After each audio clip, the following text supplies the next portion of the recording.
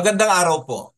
Ang susunod nating pag-uusapan sa pagkakataong ito ay tungkol sa pagpili ng Diyos sa mga mananampalataya o Kristiyano. Pamamagatan ko itong, How do I know that I am chosen by God? Ulitin ko, How do I know that I am chosen by God? Sinisigurado ko na ikaw ay katulad ko na hindi papayag na hindi pinili ng Diyos.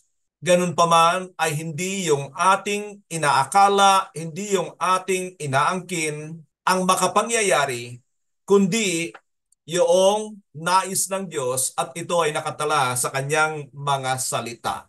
Nang sabihin ng Panginoon, many are called but few are chosen, ay nangangahulugan na hindi lahat ng tinawag ng Panginoon ay napili. Ipalagay natin sa ganito, na halimbawa sa isang krusada ay pumunta sa harapan ang dalawang tao. Sila ay tumugon sa panawagan sa kanila. Subalit, sa mga panahong ganyan, ang Diyos pa rin ang pumipili, nagtatakda kung sino talaga ang tumugon ng tama doon sa mabuting balita.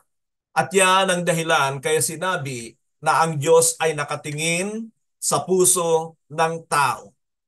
Kaya nang sabihin ng Panginoon ang bagay na yan, many are called but few are chosen, ay nangangahulugan na hindi niya pinipili ang lahat ng tao. Meron lang talaga siyang pinili. Bagamat nais niya na maligtas ang lahat.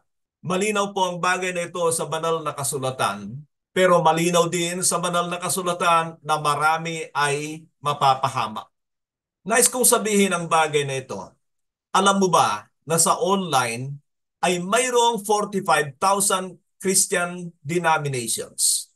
45,000 Christian denominations. Bakit tayo dumating sa ganitong karaming denominasyon?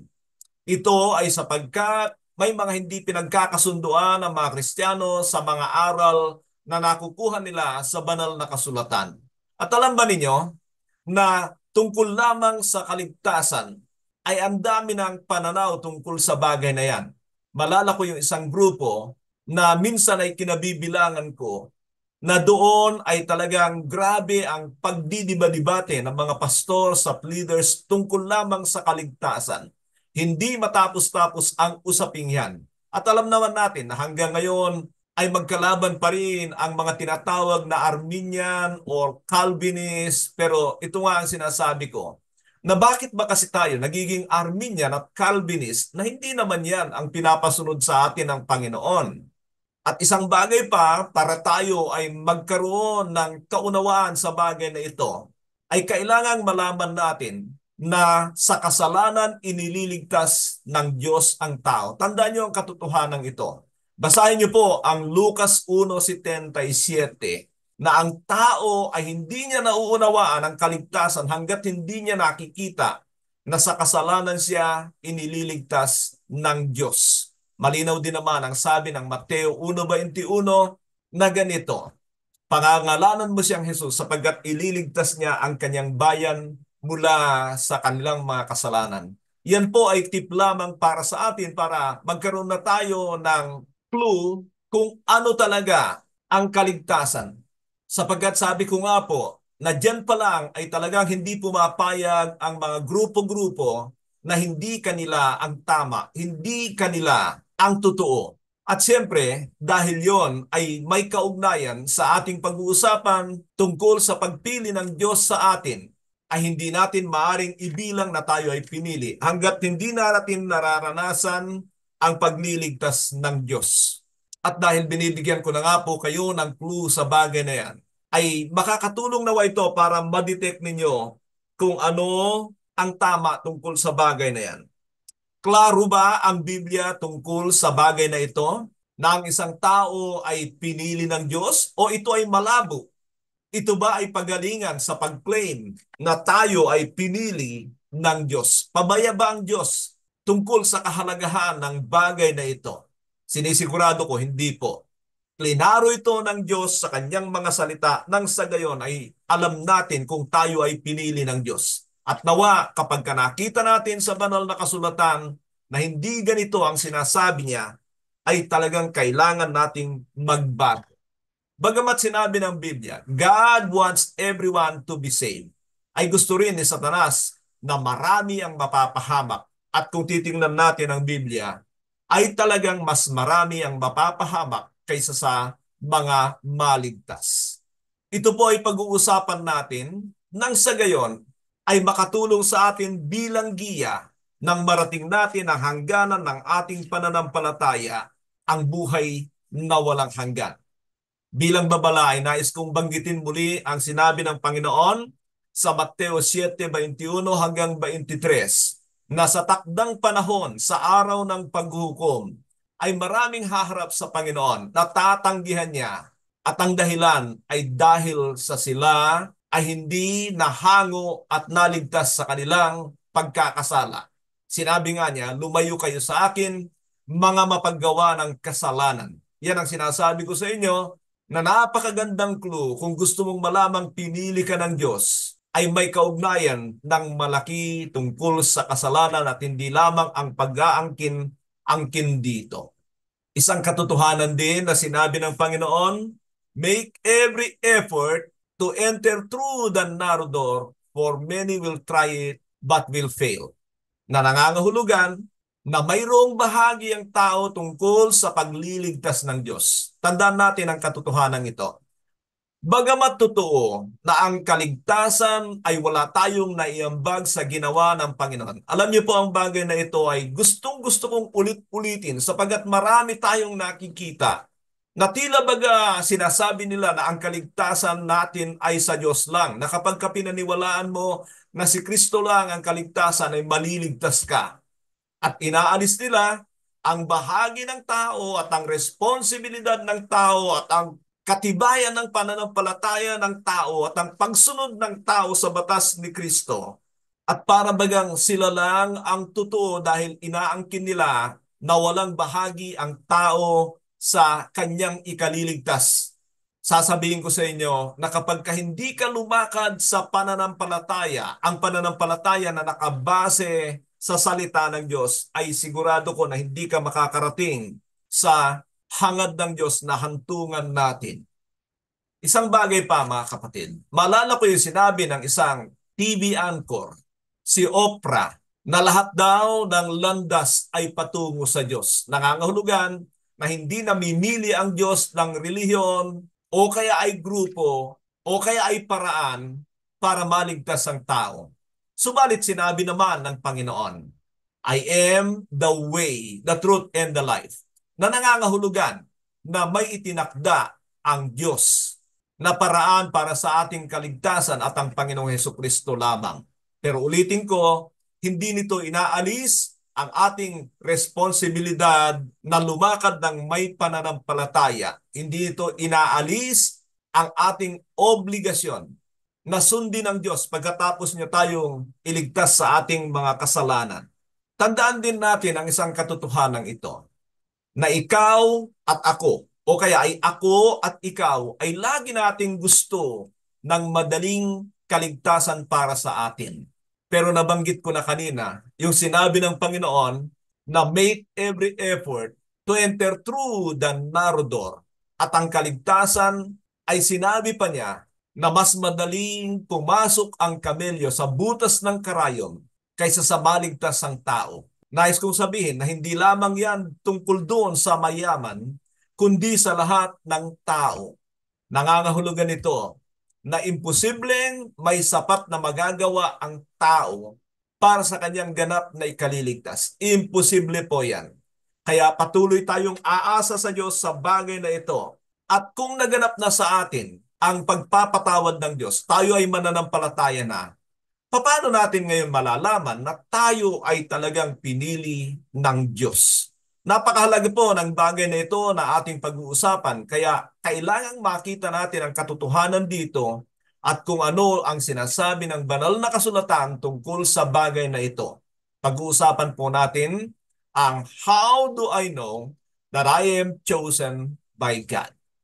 At sa bagay na ito ay kailangang maging biblical lahat ang ating kasagutan nang sa gayon ay walang kaduda-duda Sapagkat katulad ng sinabi ko ay marami po talaga ay basta na lang inaangkin ang pagiging pinili ng Diyos.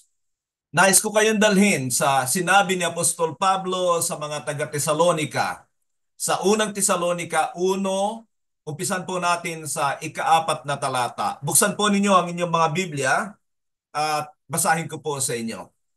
Sabi ni Apostol Pablo, "For we know, brothers and sisters, loved by God, that He has chosen you, because our gospel came to you, not simply with words, but also with power, with the Holy Spirit and deep conviction. You know how we live among you for your sake."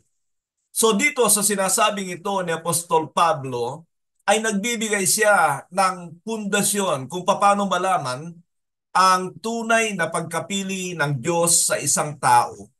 At ako'y naniniwala, si Apostol Pablo ay hindi nagkukunwari. Hindi niya binibilog ang ulo ng mga taga-Tesalonika para lamang makuha niya ang kanilang mga simpatiya o pagkiling sa kanya. Nais kong ulitin ko yung sinabi niya rito. "For we know, brothers and sisters, that He has chosen you because our gospel came to you not simply with words, but with the power, with the Holy Spirit, and deep conviction." Ang unang-unang nais kong makita natin dito ay tungkol sa papel ng mabuting balita sa isang tunay na mananampalataya. Alam natin na sinasabi ng Biblia na meron pong ibang mabuting balita. Inuulit ni Apostol Pablo ang katotohanan ito sa kanyang mga sinulat sa aklat ng ikalawang Korinto 11, 1 hanggang 3 at pagkatapos doon sa Galacia 1:8 na sinasabi niya na kahit sila man o mga anghel, kapag nangaral ng ibang mabuting balita kaysa sa kanilang napakinggan sa kanya, kung binabago lamang ni Apostol Pablo ang mabuting balita kaysa doon sa orihinal, ay sinasabi niya na pakasumpain siya. Sa bagay na ito ay makikita natin ang halaga ng pangangaral ng tunay na mabuting balita at pagiging maingat sa mga nangangaral. Ano ba ang mabuting balita, mga kapatid? Una ay gusto ko munang ibigay sa inyo kung paano ba itong mga taga-Tesalonika ay nakakilala sa Panginoon. Kapag binasa ninyo ang Aklat ng Gawa, Kabanata 17, ay doon nyo makikita na si Apostol Pablo ay napadako sa lugar na yan. At sa tingin ko ay hindi siya nagtagal doon, na sinasabi ng mga ilang mga ngaral na mga 2 linggo lamang si Apostol Pablo sa lugar na yon ng Tesalonika. Pero kalaunan ay sumulat si Apostol Pablo sa mga ito sapagkat napapakinggan niya kung ano ang naganap sa kanila pagkatapos na siya'y lumisan sa lugar na yan. Pag binasa niyo nga itong unang Tesalonika 1 hanggang 10 ay makikita ninyo ang mga ebidensya ng ganap na pagbabago. Nag-iba talaga sila. Bakit? Sapagkat kahit si Apostol Pablo ay nanatili lamang ng maiksing panahon sa lugar na yan dahil tama ang kanyang ginagawa, ay nandoon ang patnubay ng banal na espiritu. Lalong-lalo na sa mabuting balita, because the gospel is the power of God unto salvation, first for the Jews and then for the Gentiles. So naganap po ang pagbabago sa mga taong ito. Maalala niyo ba kung ano ang mabuting balita? Ang mabuting balita doon sa Matthew, Mark, Luke dyan ay ang Mesias o ang tagapagligtas ay dumating na o ipinanganak na. Malala niyo yung Lucas 2:10 na sinabi, "I bring you good news of great joy for all people." For all people. For today a Savior has been born in the town of David. He is the Messiah, the King. Makikita natin diyan na ang mabuting balitang ito ay tungkol sa Panginoong Hesukristo. Pero kalaunan, nang ang Panginoon ay naganap niya na ang kanyang dapat gawin sa mundong ito at umakyat doon sa langit, ay binabanggit ni Apostol Pablo. Halimbawa, sa ikalawang Timoteo 2:8 ay sinabi niya, "Remember Jesus Christ, raised from the dead, descended from David. This is my gospel." Diyan ay makikita natin na ang ebanghelyo daw ni Apostol Pablo ay tungkol sa Panginoong Hesukristo mula sa lahi ni David. Bakit po binabanggit ang bagay na yon? Sapagkat iyan ay pangako ng Diyos sa mga Israelita na darating ang panahon na mula sa lahi ni David ay darating ang kanilang tagapagligtas. At yan ay katuparan nga ng pangako sa kanila. At siyempre ay kasama na rin tayo diyan sapagkat ang Panginoon ay tagapagligtas ng sangkatauhan. Sa isang pagkakataon pa ay nabanggit ni Apostol Pablo doon naman sa unang Korinto 15:1-4 na ang mabuting balita ay tungkol sa kamatayan, pagkalibing at muling pagkabuhay ng Panginoon.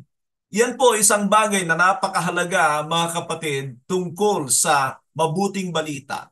Yung kanyang pagparito bilang katuparan ng pangako ng Diyos, kaya wala nang ibang mabuting balita na pinadala ang Panginoon o ibinigay ang Panginoon kundi si Kristo lamang. Tandaan niyo ang katotohanan yan. Hindi po yan tungkol sa iglesia, hindi po yan tungkol sa grupo, hindi po yan tungkol sa ano paman. Tungkol lamang kay Kristo at wala itong kinikilalang denominasyon o grupo na katulad sa ating kapanahunan ay mga ipinapangalandakan ng maraming religious leader, lalo na doon sa mga kulto. Talagang grupo talaga ang target nila na ipakita na yun lamang ang tagapagligtas. Inaalis nila ang kapangyarihan at ang katotohanan na si Kristo lamang ang mabuting balita na galing sa langit para sa lahat ng tao. Ngayon po, bakit mahalaga ang tungkol sa kamatayan, pagkalibing, at muling pagkabuhay ng Panginoon? Ipinapakita diyan na yung kanyang kamatayan ay mabigat talaga ang dahilan. At alam natin na yan ay kasalanan at ang lahat ng tao ay nagkasala. Sabi ng Biblia, all have sinned and fall short of the glory of God. At ang tanging solusyon niyan ay walang iba kundi si Kristo sa pamamagitan ng kanyang kamatayan sapagkat nangangailangan ito ng pagdanak ng dugo. Ibinigay niya ang kanyang sarili, ang kanyang dugo ay naging kabayaran ng kasalanan ng sangkatauhan at nagkakaroon ng epekto sa mga sumasampalataya sa kanya.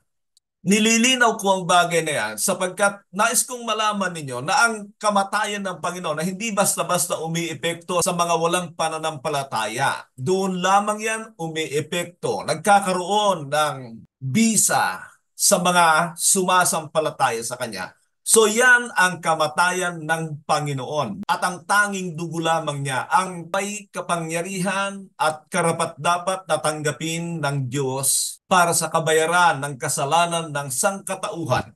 At ano naman ang kanyang pagkalibing? Bakit ito ay sinasama sa mabuting balita na katulad ng binabanggit ni Apostol Pablo? Alam niyo, maraming hindi nakakaalam kung bakit isinasama ito ni Pablo.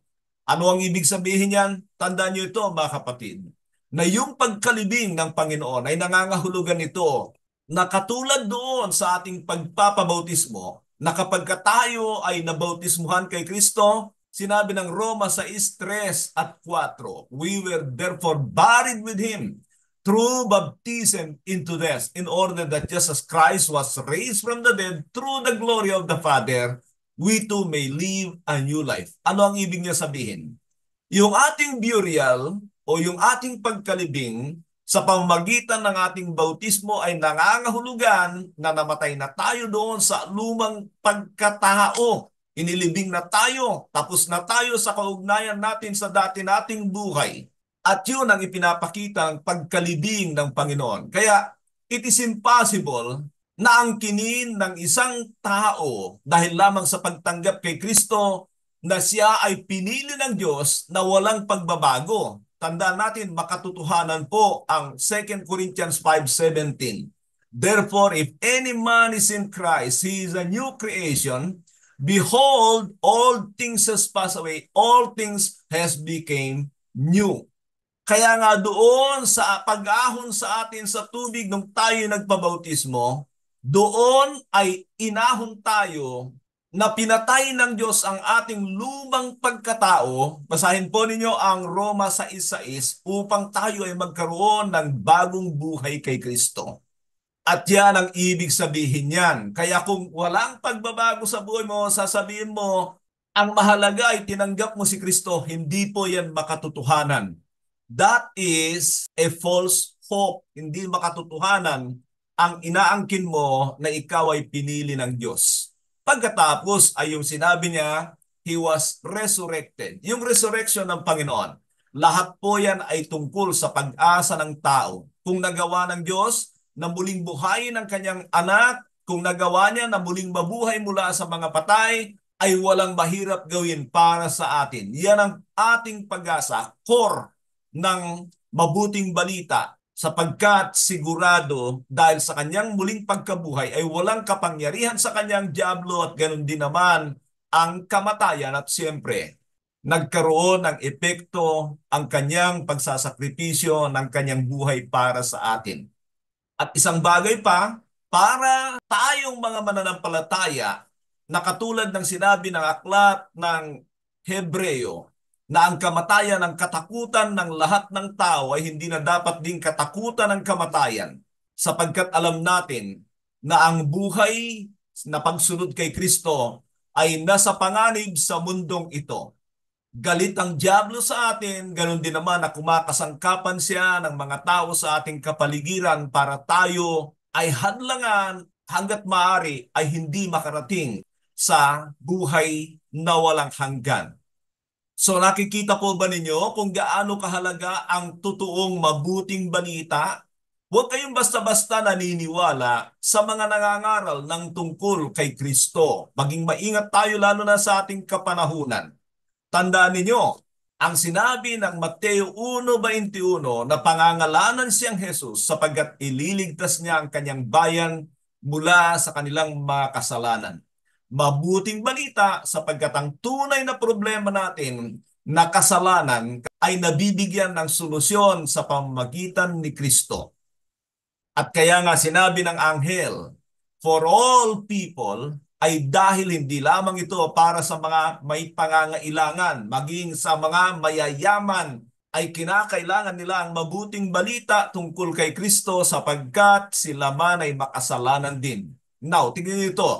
Kaya ako binibigyan ng diin yan ay para malaman ninyo na kapag ka ang ipinapangako ng mga mangangaral ng ebanghelyo daw ay tungkol sa solusyon ng problema sa buhay sa mundong ito, na magkakaroon ng kapayapaan sa pamamagitan ni Kristo, na magkakaroon ng pagyaman sa pamamagitan ni Kristo, kagalingan man, mga kapatid, hindi po yan ang pangunahin dala ng Panginoong Jesucristo. Ang tunay na sadya ng Panginoon sa mundong ito ay bigyang laya ang tao sa kasalanan. At ang pagpapalaya ng Panginoon sa kasalanan ay unang-una sa lahat yung kanyang pagpapatawad. Doon ay nililigtas niya tayo sa kabayaran ng ating mga kasalanan sa nakaraan at ililigtas niya tayo sa kapangyarihan ng kasalanan sa kasalukuyan at sa hinaharap ay aalisin niya tayo sa presensya ng kasalanan. Sa wikang Ingles, yan ang justification, sanctification, and redemption o glorification. Kaya ulitin ko, ingat kayo sa mabuting balita ng mga mangangaral na ang ipinapangako ay mga material na bagay sa mundong ito. Si Jesus, kapag ginawa nating hari, hindi natin problema yan. Sagot niya tayo katulad ng ginawa niya sa kanyang mga alagad na nag-iwan sa kanilang mga tahanan at mga ari-arian, mga kabuhayan, sumunod kay Kristo pero wala sa kanilang kinapos sa pangangailangan. Iyan po dapat ang unawain natin tungkol sa mabuting balita. At doon naman sa mga mangangaral, mananagot po tayo sa ating mga ipinapangaral. Isang araw, haharap tayo sa hukom ng mga hukom. Haharap tayo sa Diyos. Hindi tayo exempted na mga mangangaral. Sa halip, mabigat po ang pananagutan natin ayon kay Santiago sa Santiago 3:1. Ulitin ko, mabigat ang ating pananagutan dahil nagbabahagi tayo ng mga pwedeng panghawakan ng tao kapag kaya ay mali, ay hindi lamang kabuhayan ang mawawala sa kanila, kundi ang kanilang kaluluwa na mapapahamak. Kaya nga naman, mag-evaluate po tayo mga kapatid ng mga nangangaral Kung kayo po ay merong ambisyon na mga bagay para sa inyong sarili, diyan kayo nagkakamali. Kahit ang Diyos, ililihis niya kayo sa katotohanan kapag ka naghahangad kayo ng pagkilala ng mga kayamanan, kaginhawaan sa mundong ito. Sasabihin ko sa inyo, pwede kayong ilihis ng Diyos sa tamang landas. Ang mahirap at mabigat diyan ay yung mga nabahaginan natin sa maling pagtuturo natin, lalo na sa mabuting balita tungkol sa kaligtasan ng tao. Sana po ay seryosohin niyo ang babalang ito sapagkat hindi na tayo magtatagal sa ating mga ginagawang pangangaral at haharap na tayo sa ating hukom. Hindi lamang ito tungkol sa mabuting balita. Patuloy pa rin na mabuting balita sa loob ng ating mga iglesia. Nakikita natin yan sa banal na kasulatan na ang mabuting balita ay ipinapangaral pa rin yan sapagkat laging may pag-asa kay Kristo. Pero yan ay laging una sa lahat solusyon para sa kasalanang bumibihag sa atin sa mundong ito. Kaya kung matatandaan ninyo, yung sinabi ng Panginoon sa John 8:31 and 32, na sinabi doon to the Jews who had believed in Him, na nangangahulugan na sumampalataya na sila sa Panginoon Kristo, nang sabihin niya, if you continue in my word, then you will know the truth and the truth will set you free. Ang pinupunto ko dyan ay hindi nagtatapos ang pangangaral ng tunay na ebanghelyo para sa kaligtasan ng tao sa kanilang mga kasalanan, kundi ang patuloy na pagbibigay sa kanila ng pag-asa para sa kanilang pagiging banal tungo sa ganap na maging kawangis ng ating Panginoong Jesucristo. Kaya kung babalikan natin yung sinabi ni Apostol Pablo, for we know, brothers, loved by God, that He has chosen you. Sasabihin ko, hindi yan flattery. Talagang totoong nakikita ni Pablo ang mga pagbabago sa buhay nila. Nakatulad ng sinasabi ko, yan ay dahil tama ang mabuting balita na napakinggan nila at yan ay nagagamit ng banal na espiritu para sa kanilang pagbabago. Ituloy ko po ang sinabi niya. Ulitin ko sa verse 5. Because our gospel came to you not simply with words, but also with the power, with the Holy Spirit, and deep conviction. So ito po yung pangalawang pundasyon para masasabi natin na ang isang tao ay pinili ng Diyos. Mga pundasyon po ito. Dalawa lamang po itong nais kong ipakita sa inyo rito sa sinulat ni Apostol Pablo. Ipaalala ko yung una. Ang una is the importance of the true gospel. The importance of the true gospel ay nangangailangan at kailangan yan para sa mga pipiliin ng Diyos. And the second one, pangalawa, the importance of the right response. The importance of the right response. Alam niyo, kahit nakangaral tayo ng mabuting balita, nakikita niyo, hindi lahat ay sumasampalataya, hindi lahat ay tumutugon, meron lamang tumutugon. Maalala ko yung pagkakataon na nangaral si Apostol Pedro ay 3,000 ang naligtas. Nang si Esteban naman ang nangaral, 3,000 bato naman ang kanyang tinanggap. Ibig sabihin ay pinatay siya. Ano ang punto ko? Ang punto ko ay bahala ang Diyos sa resulta sa mga tao. Huwag tayong umasa na kapag katamang mabuting balita ang ating ipinapangaral ay laging maganda ang mangyayari. It can be conversion for the people or it can be death for the preacher or persecution for the preacher. So ano po ang nangyari dito sa mga taga-Tesalonica? Sabi ni Apostol Pablo, our gospel came to you not simply with words, but with deep conviction. The gospel is the power of God, the sword of the Spirit to convict the people. Alalahanin nyo na nung nangaral si Apostol Pedro, ay mabigat talaga na sabihin pa niya sa mga tao, you crucified the author of life. That is not condemning people. He was telling them the truth. And it seems he judges them. Pero makikita nyo, nasa tao yan. Kung paano niya tanggapin ang salita ng Diyos, doon magkakaroon ng epekto sa kanya. Tingnan po ninyo, may naalala po ako dito pa rin sa unang Tesalonica 13. Unang Tesalonica 2:13. Ganito ang sabi ni Apostol Pablo para ipakita sa inyo ang katotohanan ito na nakadepende rin yan sa tugon ng tao sa mabuting balita. Sabi niya sa 13, "And we also thank God continually because you have received the word of God which you have heard from us. You accepted it not as human word, but as actually is the word of God, which is indeed at work in you who believe." Pansinin niyo ang katotohanan ito. Ito ay hindi lamang sa mga hindi mananampalataya, kundi sa mga nasa iglesia na sinasabi ni Apostol Pablo, "Nagpapasalamat ako sa Diyos," sabi niya, "dahil sa inyo sapagkat tinanggap ninyo ang mga salitang galing sa akin bilang mga salita ng Diyos na siyang gumagawa sa inyo ngayon, tumatrabaho sa inyo sapagkat kayo ay sumampalataya." Tingnan niyo ito mga kapatid. Kahit anong galing ng mga ngaral, kapag mali pa rin ang response ng tao sa mabuting balita o kaya ay sa iglesia, hindi yan magkakaepekto kahit salita ng Diyos na matalim. Kapag sa tagapakinig ay walang pananampalataya, walang mangyayari sa kanya. Alam niyo ba na sa panahon ng Panginoon, nang sabihin niya sa John 3:16, "For God so loved the world," alam natin yon.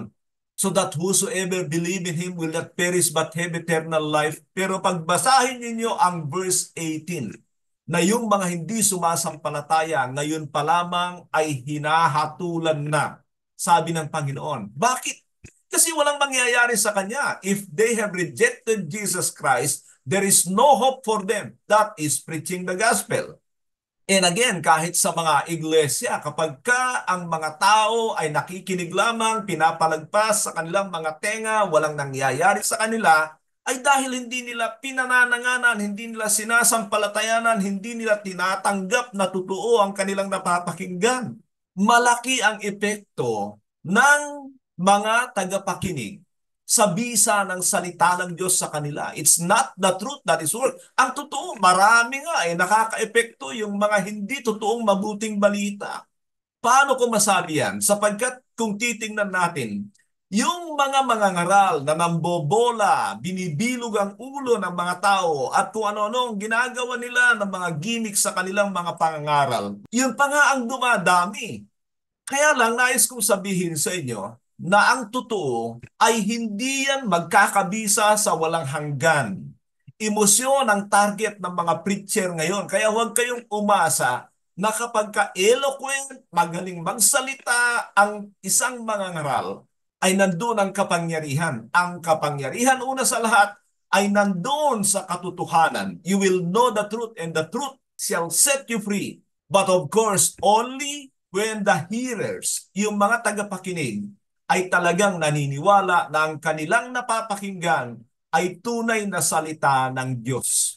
So katulad ng sabi ni Apostol Pablo sa mga taga-Tesalonica, na kaya nagkaroon ng mga pagbabago sa kanilang buhay sapagkat yung mga salita na ipinapangaral ni Apostol Pablo sa kanila ay tinatanggap nila talaga na parang salita ng Diyos. Sana ganito ang mga tagapakinig sa iglesia.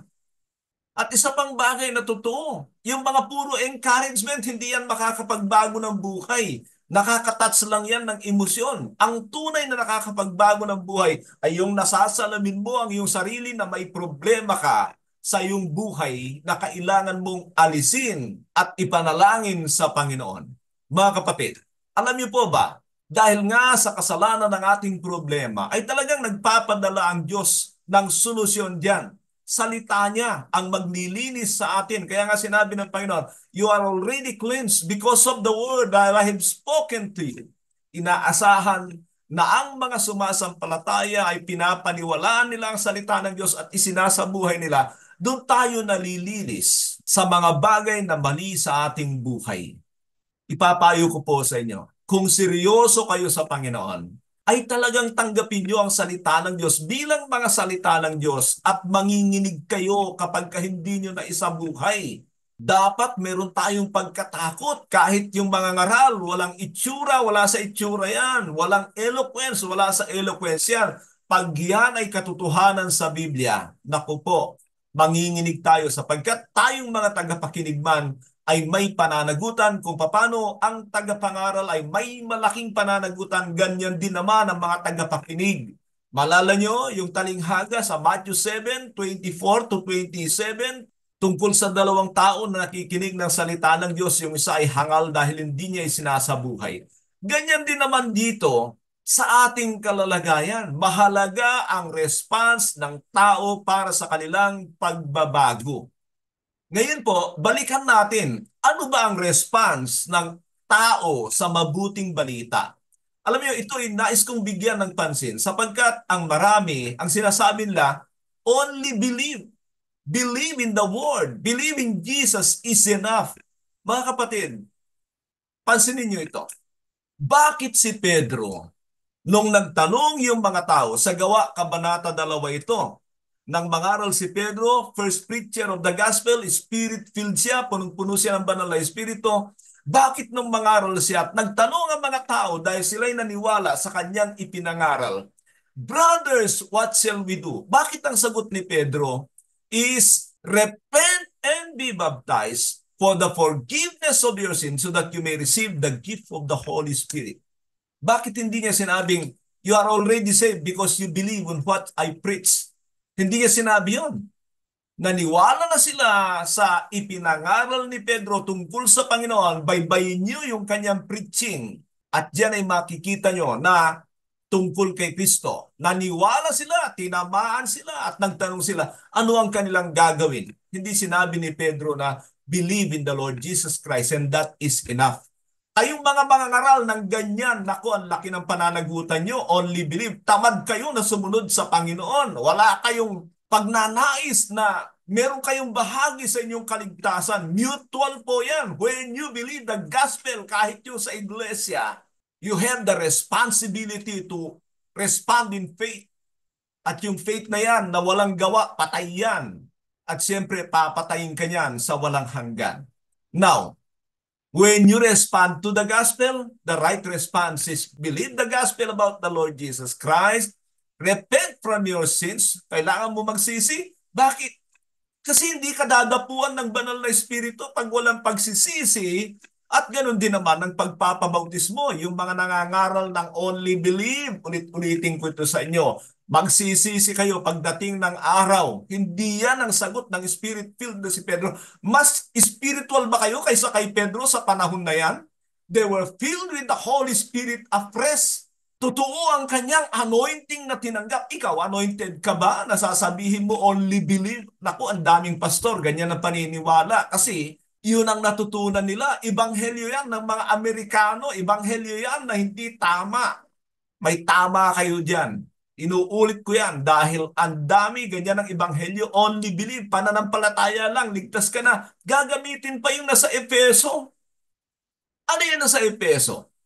Pakinggan nyo ito mga kapatid. Yung nasa Efeso 1:13 hanggang 14, dito nila hinahalaw na hindi na mahalaga ang bautismo, hindi na mahalaga ang pagsisisi, pananampalataya lang.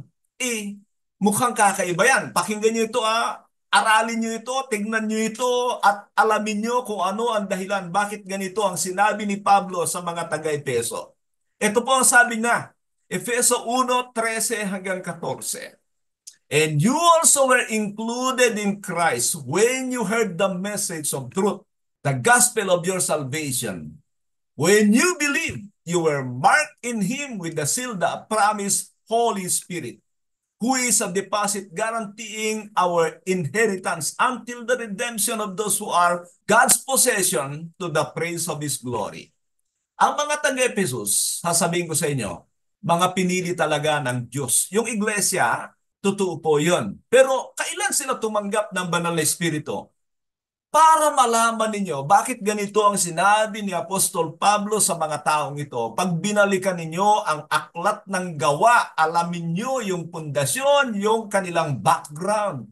Balikan nyo ang Acts chapter 19 at doon ay makita nyo na may nangaral sa mga taong yan. Malamang ay si Apolos pero hindi sila tumanggap ng banal na espiritu kahit sila'y nagpabautismo. O ulitin ko Nagpabautismo sila dahil naniwala sila sa ipinangaral sa kanila tungkol kay Kristo. Pero walang tinanggap na banal na espiritu. Si Apostol Pablo ay pinuntahan niya ang lugar na yan. Basahin nyo, Acts 19:1-7. At nang madaanan niya ang mga mananampalataya doon, ay tinanong sila, "Did you receive the Holy Spirit when you believed?" Yung mga tao yon hindi nagkunwari. Ito yung pasimula ng church doon. Sabi nila, "No, we have not even heard that there is the Holy Spirit." So what baptism did you receive? John's baptism, sagot nila. Kaya sinabi ni Pablo, "Oh, John's baptism is a baptism of repentance." And he told the people about the one who is coming after him. That is in Jesus. And dahil doon, sila ay nagpabautismo muli sa pangalan ng Panginoon. Hindi sila oneness. They believe in a triune God, Father, Son, and the Holy Spirit. Binigyan ko lang ng pansin yun. Pero ang totoo, nagparibaptize sila, and after that, Paul lay his hands on them. Basahin po ninyo. Saka sila tumanggap ng banal na espiritu. Binabanggit dito na tumanggap sila ng banal na espiritu bilang selyo na sila ay mga pinili ng Diyos. Pero unawain nyo yung background. Maraming gumagamit ng Ephesians 1:13 and 14 na hindi na alam kung ano ang mga naganap sa kanila bago talaga sila sumampalataya at naging tama ang kanilang konversyon. Nandoon yung mga elemento ng pananampalataya sa mabuting balita, pagsisisi sa kanilang mga kasalanan, pagpapabautismo. Saka lamang sila tumanggap ng banal na espiritu nang ipinatong ni Apostol Pablo ang kanyang mga kamay sa kanila. Now, if there are other people who were converted, hindi isinulat. Pero kung titingnan ninyo ang background ng church na ito, kaya sinabi ito sa kanila, "You were included in Christ when you heard the message of truth, the gospel of your salvation. When you believe, you were marked in Him with the seal, the promised Holy Spirit," ay dahil nangyari yun sa kanila.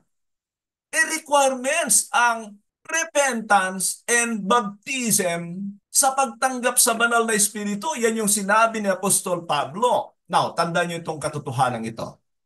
Hindi pwedeng magkakontra si Pablo sa kasi Pedro.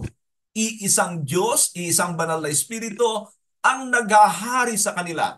Peter was the apostle to the Jewish people and Paul was the apostle to the Gentiles. Both of these two apostles, God works. Maraming parallel na ginawa ang Diyos para ipakita na hindi ibang Diyos ang tumatrabaho sa kanila at hindi magkaiba ang kanilang mabuting balita. Iisa na ang mabuting balita para sa mga Hentil at mga Hudyo sa panahon na yan dahil nasa New Covenant na ang ipinapatupad dyan.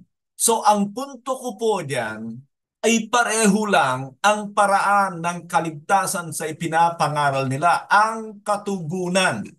Ulitin ko rin ito. Ito'y lagi kong sinasabi na wala tayong maidadagdag sa pagliligtas ng Diyos. Tinapos nga ni Kristo, yung tetelestai na yan, na tinapos ni Kristo. Pero hindi yan nangangahulugan na wala na tayong tugon. Ang response ng tao ay hinahanap ng Diyos. At kailangan nilang ipakita ng tuloy-tuloy na buhay ang kanilang pananampalataya. Kaya huwag kayong magtiwala doon sa napakadaling kaligtasan. Ang Panginoon at ang mga apostol, hindi niya sinasabi yan. Sabi nga ni Apostol Pablo sa mga mananampalataya, maging kay Pedro, pansinin niyo ang mga sulat nila. Talagang kasama tayo sa paghihirap bago tayo makarating sa walang hanggang kaharian ng Diyos. Pansinin niyo itong dalawang teksto na ibinigay ko sa inyo ngayon. Marami akong nabanggit na teksto.